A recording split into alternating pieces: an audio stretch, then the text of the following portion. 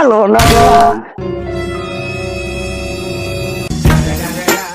কি রে স্কুলে যাস নাই আব্বা ভালো না স্কুলে যাওয়া না স্কুল ভালো না কি ভাই চাচা বেটাক মারেন কে?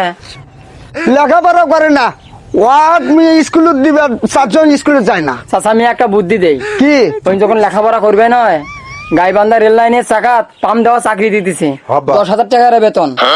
হ্যাঁ তাই নাকি বাবা যা বাপ বেটা শুধু আরেক আব্বা চলো চাকরি করবো। কে ভাই চাচা মিয়া বেড়া খাত করে করে যান?